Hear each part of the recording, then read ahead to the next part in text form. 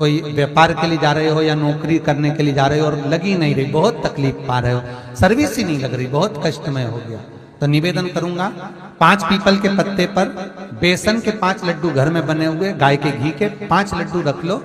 उस लड्डू के बीचों बीच एक आटे का दिया और उसमें तिल्ली का तेल डालकर इसी मंत्र का प्रयोग कर कर पंचमुखी हनुमान का किसी भी हनुमान के मंदिर में जाकर, दक्षिण मुखी हनुमान के मंदिर में जाकर उसको रख कर आ जाइए। इसके बाद आप उस काम के लिए जाइए, आपका काम सफल हो जाएगा। आपको किसी को नहीं कहना पड़ेगा कि हाथ जोड़ना नहीं पड़ेंगे, किसी के पांव नहीं पड़ना पड़ेंगे, तुरंत काम होगा। बस इस मंत्र का स्मरण कर कर पंचमुखी हनुमान का भूतेश्वर जो मंत्र है वो सुख देने वाला, आनंद देने वाला, सहज नहीं महाराज, सुख की खान है, आनंद की राशि में। महाराज आप कोई बहुत बड़ा काम करने जा रहे हो, बहुत बड़ा यज्ञ अनुष्ठान, विवाह, शादी आदि फंक्शन करने जा रहे हो, 4 दिन 8 दिन के लिए आप घर से बाहर जा रहे हो और आपको लगता है कि घर में ताला कैसे लगाएं, तो निवेदन है एक तांबे के कलश में जल भर लीजिए और जल भरकर उसमें थोड़ी सी काली तिल डाल दीजिए। भूतेश्वर शिव का नाम लेकर, कौन से शिव का? भूतेश्वर, शमशानवासी भूतेश्वर शिव का नाम लेकर काली तिल डाल दीजिए, कलश को प्लेट से ढक दीजिए, घर के किसी भी भाग में उसको रख दीजिए। उसके बाद आप चले जाओ। किसी की सामर्थ्यता नहीं है कि उस घर में कोई पांव रखे, किसी की सामर्थ्यता नहीं है। और अगर कोई भूले से पांव भी रख दिया तो 22 दिन या 21 दिन के अंदर उसको, जैसे लोगों को हवा आती है ना, बस उसको चक्कर आना चालू हो, बाल खोल खोल के घुमा मिलेगा। शास्त्र प्रमाण करता है हमारा भूतेश्वर शिव। ये कलश जो होता है ना, जल का जो पात्र होता है, ये साधारण नहीं होता, सहज नहीं होता। महाराज विनती स्वीकार करना, आपका जल पात्र भूतेश्वर के नाम से काली तिल से जहां रखा जाए उस ग्रह में कोई प्रवेश ना कर पाए। शिव जी ने वचन दे दिया, मेरी चंडियां 64 योगनियां, डाकनी, पिशाचनी, चुड़ैल और भूत इस कलश के विराजमान होते ही सर्वस्व फैल जाते हैं। फिर राम जी जानते हैं हनुमान से, कहा हनुमान मेरा जाने का समय आ गया, मुझे तो जाना पड़ेगा ना, सीता पृथ्वी में चली गई, मुझे भी जाना है, मैं सरयू के जल में अपने प्राणों को त्यागूंगा, मानव का शरीर है, इसको त्यागना तो पड़ेगा ना हनुमान। हनुमान जी बोले तो त्याग दो, त्यागने में क्या दिक्कत है, त्यागो आप तो। पर दिक्कत एक बहुत बड़ी है। जैसी कहा दिक्कत बहुत बड़ी है, तो हनुमान जी पूछे ऐसी कौन सी दिक्कत है? हनुमान जी के शब्द सुने तो राम जी बोले, जब जिस समय पर तुम सूर्य को निगल गए थे, इंद्र को क्रोध आया था और इंद्र ने तुम पर वज्र का जब प्रहार करा था, जब वज्र का प्रहार इंद्र ने करा तब तुम्हारा नाम हनुमान हुआ, तब सारे देवी देवताओं ने तुम्हें वर प्रदान करा। उस जगह पर यमराज भी खड़ा था, तो वर दिया था कि जहां हनुमान होगा वहां यमराज नहीं होगा। अब दिक्कत यह है कि मुझे प्राण त्यागना है और तू मुझे 1 मिनट के लिए नहीं छोड़े, तो यमराज आएगा कैसे? दिक्कत वहां अड़ी पड़ी। हनुमान जी मुस्कुरा के बोले राम जी महाराज से, प्रभु मैं आपके बिना रह नहीं सकता। तो राम जी बोले, मैं भी जानता हूं कि तू मेरे बिना नहीं रह सकता, पर एक काम तो कर सकता है ना। क्या? मैं अगर कोई काम बताऊंगा तो तू करेगा कि नहीं करेगा? हनुमान जी बोले, आपका काम और मैं ना करूं, ऐसा कभी हुआ है? जरूर करूंगा। ठीक है, ठीक है। बस अब राम जी महाराज ने सोच लिया कि हनुमान को जाने से पहले काम पर लगाना। अब वो कौन सा काम था? बोल हनुमान जी को कहां काम पर लगाया राम जी ने? किस जगह पर काम पर लगाया? इन्हें रामचरितमानस सुनिए, खूब सुनिए, जल्दी बताओ। राम जी महाराज ने प्राण त्यागते समय, सरयू जी में प्राणों को देते समय राम जी ने हनुमान जी को किस काम में लगाया था? कि राम जी ने अपने हाथ की एक मुद्रिका जिस पे राम लिखा हुआ था, वो मुद्रिका एक अयोध्या की एक सरंग में जमीन में डाल दिया और हनुमान से कहा जा जरा ढूंढ के लेके आ, मैं अभी घूम कर आया। और हनुमान जी तलातल रसातल भूमि के नीचे पताल में चले गए उस मुद्रिका को ढूंढने के लिए जिस पे राम लिखा है। और हनुमान पूछते भी जा रहे राम कहाँ है, राम की मुद्रिका पड़ी थी, राम की अंगूठी है। अब राम का ही सत्संग करते करते जा रहे थे और राम जी चले गए सरयू, क्योंकि हनुमान अगर होगा तो यमराज नहीं आ सकता। हनुमान को यहां से हटाना पड़ेगा तब यमराज लेने के लिए आ सकता, तब यम आए। और क्योंकि यम अपने नियम को धारण करेगा, चाहे कृष्ण हो चाहे राम। वही बात फिर याद कर लीजिए, अच्छा कर्म करिए, कर्म का दंड तो भगवान को भी भोगना पड़ता है। अगर कोई अदालत में केस चल रहा है, बहुत बड़ी समस्या में आप पड़ गए, बहुत बड़ा टेंशन बिल्कुल आकर खड़ा हो गया है, तो चंदन, एक लाल चंदन बाजार में मिलता है, पूजन वालों के यहां पूछना, लाल चंदन आता है। वो लाल चंदन को घिस कर उसमें थोड़ा सा तिल्ली का तेल डालकर महाराज हाथ में चंदन को लेकर शिवलिंग पर लगाएं और बड़ के पेड़ के नीचे, बड़ के जड़ में जाकर बटकेश्वर महादेव का नाम लेकर उस चंदन को लगाएं। उसी चंदन का हाथ किसी रुमाल पर लगा लीजिए और उस रुमाल को जेब में रखकर कोई बहुत ज्यादा दिक्कत और परेशानी है उस स्थान पर उसको लेकर बैठ जाइए। मन को भी शांति होगी, कार्य भी सफल होगा और सफलता प्राप्त होगी। बस तुम रुका जी का नाम का उसमें स्मरण करना है। कोई सहज आप एक बेलपत्र, जैसे आप एक बेलपत्र की ये दो जो पत्तियां होती हैं, जरा ध्यान देंगे, ये दो जो पत्ती नीचे की रहती है बेलपत्र, आगे का भाग एक बेलपत्र और नीचे की जो ये दो पत्तियां होती हैं, इन दो पत्तियों के ऊपर एक एक शमी पत्र, ये दो जो पत्तियां हैं इन पत्तियों के ऊपर एक एक शमी पत्र और लाल चंदन, ये रखकर कितना भी रोगीला व्यक्ति हो, रोग से ग्रसित व्यक्ति हो, जिंदगी में कितना ही दुख पड़ रहा हो, बेलपत्र की ये दोनों पत्ती जिसके ऊपर शमी पत्र रखकर, लाल चंदन रखकर श्री हनुमान जी महाराज और हनुमान जी महाराज के तीसरे नंबर के भाई श्री गतिमान जी, हनुमान जी कितने भाई हैं? 6। उसमें हनुमान, रतिमान, व्रतिमान, मतिमान, गतिमान, तो जो नीचे के क्रम में आते हैं श्री गतिमान जी, उन गतिमान जी और हनुमान जी का नाम लेकर जो शिवलिंग के ऊपर समर्पित कर देता है, रोग का निवारण होता ही है, रोग मुक्ति होती ही। कि हनुमान जी महाराज शंकर भगवान का एक अंश स्वरूप है, एक अंश स्वरूप। पूरी शिव महापुराण की कथा को उठाकर देखिए, स्कंद पुराण को, मत्स्य पुराण को, कूर्म पुराण को उठाकर देखिए। एक बाणासुर का चरित्र और एक श्री हनुमान जी महाराज का चरित्र, बहुत सुंदर सुंदर।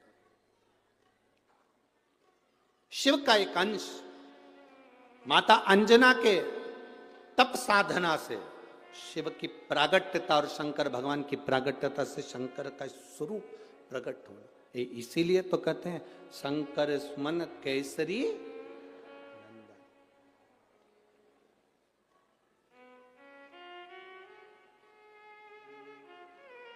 शिव का एक स्वरूप है हनुमान जी महाराज। हम तो हमेशा कहते हैं अगर आप हनुमान जी का भी दर्शन कर रहे हैं तो यह अंदाजा लगा कर रखें कि आप शंकर का दर्शन कर रहे हैं। आप शंकर का दर्शन कर रहे हैं तो यह अंदाजा लगा कर रखें कि आप हनुमान जी का दर्शन कर रहे हैं। सब एक, कोई भेद नहीं। हनुमान जी की माता अंजना मां, जिनके घर में संतान नहीं थी, संतान नहीं, नैनों में जल भर गया, आंख में आंसू भरकर अंजना मां अपने पिताजी गौतम बाबा के यहां पहुंच गए। पिताजी ने देखा, अंजना तू आई है? हाँ पिताजी। बेटा तेरी आंख में से आंसू बह रहे हैं, क्या हो गया? पिताजी औलाद नहीं है, संतान नहीं है। गौतम ऋषि ने कहा, अंजना इतनी सी बात के लिए रो रही है कि औलाद नहीं है? इतने साल हो गए शादी को, पर संतान का सुख नहीं है। मेरे पति केसरी के भी नैनों से जल बहता है पिताजी, कोई उपाय बताओ। गौतम बाबा ने कह दिया, अंजना पार्थिव शिवलिंग का निर्माण करना, पूजन करना, आराधना करना, शिव का चढ़ा हुआ जल का पान करना, शिव साधना में लगना। अंजना माता ने वैसे ही करना प्रारंभ कर दिया। शिव जी की कृपा हो, शिव की कृपा, प्रकट हो गए भगवान शंकर। अंजना मांगो तुम्हें क्या चाहिए? अंजना जी ने कह दिया, बस आप मेरे पुत्र बनकर जन्म ले लो, आपके जैसा पुत्र चाहिए।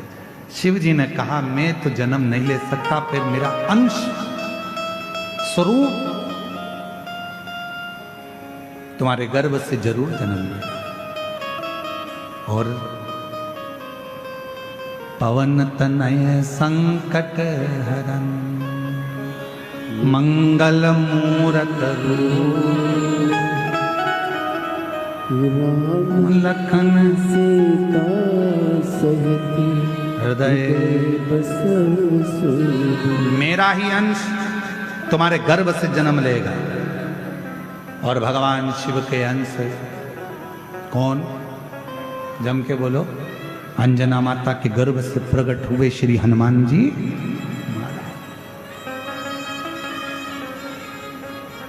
अंजना जी के गर्भ से एक बच्चा नहीं था, शिव की कृपा हुई। 6 बच्चों का जन्म, हनुमान, गतिमान, रतिमान, मतिमान, सब प्रकट कर।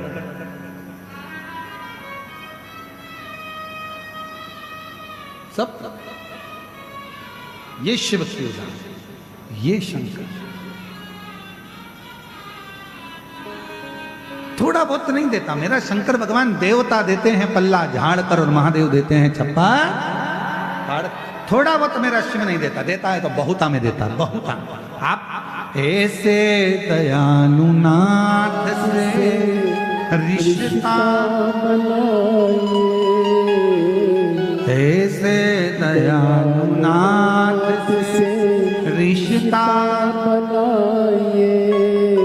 तो केवल इतना लिखा है, जब भगवान शंकर जिस समय पर मंथन हो रहा था और उस मंथन में सबसे पहले गौ माता निकली थी, गौ माता को निकालने का कारण केवल इतना था, इसके बाद जो विष निकलेगा, विष को जो पिएगा उसका कंठ जलेगा। कंठ की जलन को कौन रोक सकता है? तो कंठ की जलन को गाय माता का दूध रोक सकता है। इसलिए शिव महापुराण में लिखा कि शंकर भगवान पर मां जगत जननी जगदम्बा अंबा ने गौ माता का थोड़ा सा दूध शिव को समर्पित करा, जिससे उनके कंठ की जलन रुक गई।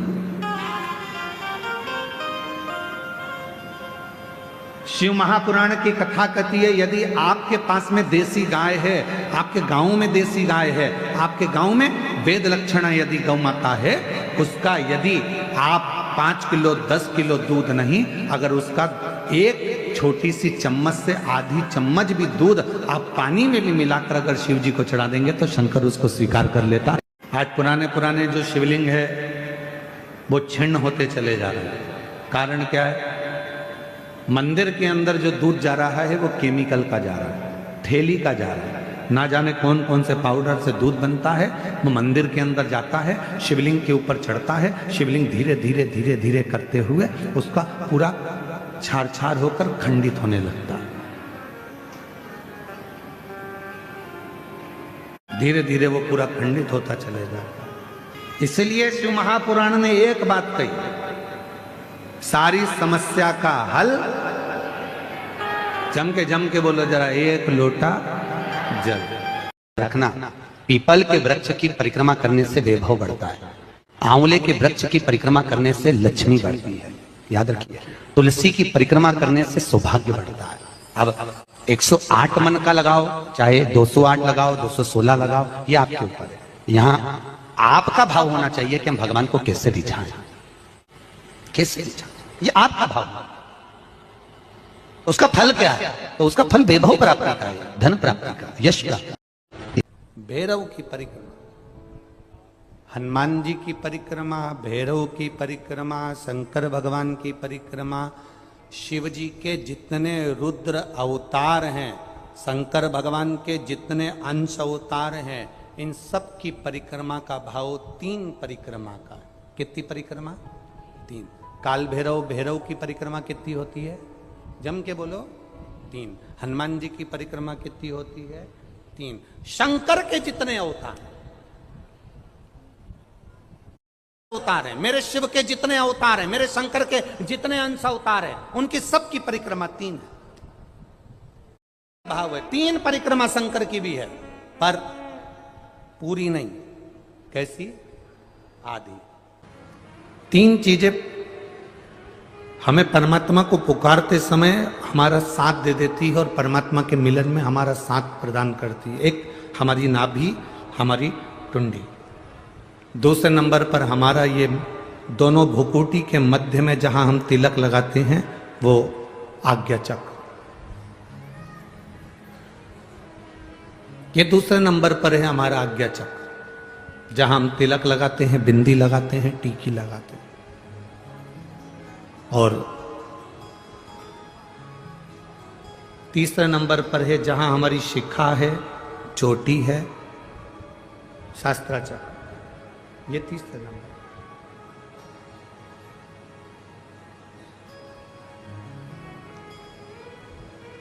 जिस समय जो व्यक्ति ज्यादा बीमार पड़ जाता है, बहुत बीमारियों से ग्रसित हो जाता है, बहुत मात्रा में उसको अगर बीमारी ने घेर लिया, तो शंकर जी पे चढ़े हुए जल का 3 जगह पर अगर वो स्पर्श कर लेता है,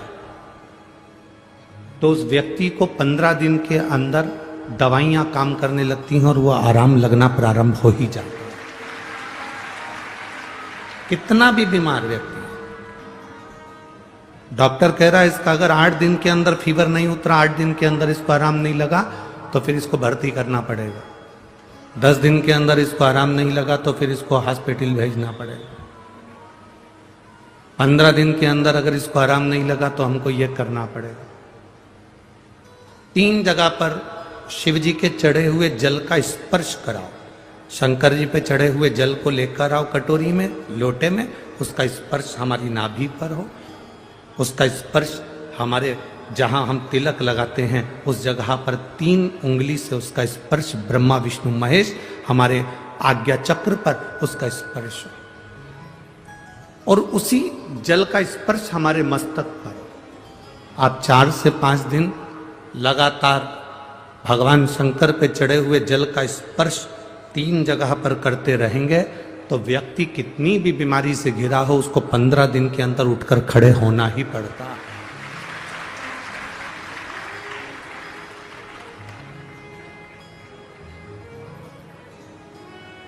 हमारा ये जो तिलक लगाने की जगह है, ये हमारा आज्ञा चक्र है। ये कोई साधारण सी जगह नहीं है जहां हम तिलक लगाते हैं। जहां मेरी जीजियां मस्तक पर बिंदी लगाती हैं, टीकी लगाती हैं, मेरे भाई लोग मस्तक पर तिलक लगाते हैं, ये जगह कोई साधारण नहीं है। ये भक्त को खींचने वाला, भगवान को खींचने वाला, प्रभु की तेज पुंज को खींचने वाला स्थान है ये हमारा आज्ञा चक्र। एक लड़की मस्तक पर तिलक नहीं लगाए, उसकी शादी हो चुकी है और माथे पर बिंदी ना लगाए, गले में मंगलसूत्र ना पहने, हाथों में चूड़ियां ना पहने, पांव में बिछुड़ी ना पहने, मांग में सिंदूर ना भरे, और वो स्त्री ऐसे ही घूमे ना, तो कोई भी उसको अपशब्द कह सकता है, कोई भी उसको ताने दे सकता है, कोई भी उसको आड़ा टेढ़ा बोल सकता है।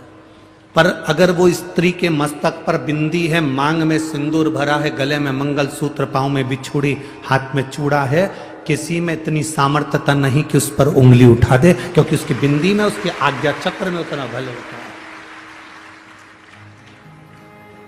उसके आज्ञा चक्र में इतना बल है। हनुमान जी महाराज, हनुमान जी महाराज को 3 तरह की माला समर्पित होती है।